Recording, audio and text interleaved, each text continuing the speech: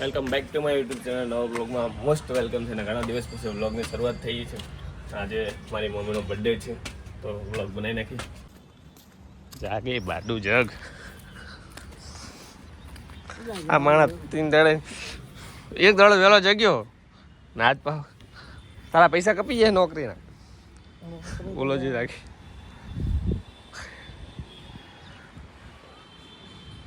બધા આજ તક પર 150 નહીં મળે તારા બધા નીચે તડકો ચીલો ચડ્યો. હેપી બેન ચંદ્રિકા બેન, હેપી બર્થડે તમારો. થેન્ક યુ તો કહો. હમું છે આજ મારી માનો બર્થડે હે. ના છોડીને જરાય શરમ આવતી નહીં કે કામ કરો. મારી મમ્મી બચારી સવારની ઉઠી વાણ ધોય, કપડાં ધોય. તો વિચારો મેં જાતે ચા મૂક્યો ઘરમાં. આ ઘરમાં કંઈક લાવું પૂછું બહુ બધું તમને લાગતું નહીં. રોડ ઉપર પડી હે લઈ જા લાવવાની વાર હે ખાલી. બસ હવે નહીં સહન થાય. આજ મારી મમ્મીનો બર્થડે ને આ લોકો કામ કરાવડા. મમ્મી વાહણ ઉચકી નાખું અને લુગડા ધોઈ નાખું મૂકી દે. સંડાસ તો હવારમાં ધોઈ નાખ્યું મેં. હવારમાં ધોઈ નાખ્યું.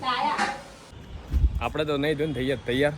ને આજે મમ્મીનો બર્થડે છે ભાઈ. ને આપણો બર્થડે એટલે આપણે નહીં, કારણ કે સીન સપાટા થોડા ઘણા મારીએ, પણ આપણી મમ્મીનો બર્થડે છે. મમ્મી સવારથી લઈને સાંજ લગી કામ કરે છે. તો મમ્મીનો બર્થડે હતો ને આપણે ચણ નાખવા આવ્યા હતા. એ ચણ નાખી દઉં. ના ભાઈ તમે દેખાય છે એ ભાઈને દેખાતું નથી. તમે એમની જોડે ક્યાંય પણ આવો તો ચણ નાખી દે, કારણ કે એમનું પણ રોજીરોટી ચાલે છે આનાથી.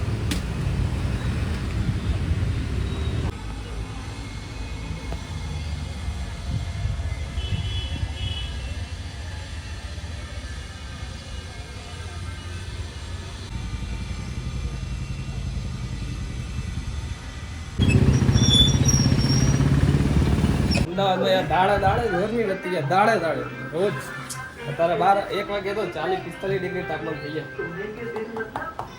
ખાઈ ભાઈ સુઈ જવાની વાત નથી 1 વાગે. હા મોદી કાકા કઈ કેવું નહીં, ખાઈને સુઈ જવું છે. પેલા પેટ પૂજા કરી લઈ જેઠાલાલ જોતા જોતા, પછી સુઈ જાય બરાબર. ઊંઘ લઈ લઈ, કારણ કે તડકો બહુ છે. 2 દિવસ શું વરસાદ આવ્યો તો ગરમી વધી.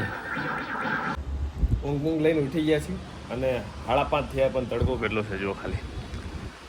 5:30 એટલો તડકો છે અને ગરમી બફારો, કારણ કે વરસાદ 2 દિવસ પહેલાં થયો પછી તો ફૂલ બફારો માણવા મળે. કારણ કે જ્યાં લગી 5-6 ઇંચ વરસાદ ના પડે ને ત્યાં લગી ગરમી તો રહેવાની છે સાહેબ. આજે મમ્મીનો બર્થડે હતો તો વિશાલ કે કેક લેતા આવીએ અને મમ્મીનો બર્થડે ઉજવી, પણ મમ્મીને એવા ખોટા ખર્ચા ગમતા નથી, કારણ કે મમ્મી કેવા ખોટા ખર્ચા કરે નહીં. એટલે મમ્મી માટે રાઈસ મંચુરિયન અને પાવભાજી મંગાવી લીધી. અને મમ્મી આજે મમ્મીનો બર્થડે ને ખાવાનું આપણે જલસા છે જો ખાલી. તો આપણો બર્થડે તો ઉજવવાનું કહીએ, મમ્મી તો બર્થડે ઉજવવાની ના પાડે. એટલે બર્થડે કેક બેક તો કંઈ મંગાવ્યું નહીં, કારણ કે વિશાલે તો કીધું કે કેક મંગાવેલી મોટી એક, પણ મમ્મીએ ના પાડી એટલે કેક ના મંગાવી. પણ માં તો માં છે ભાઈ, કારણ કે માની વાત થાય નહીં.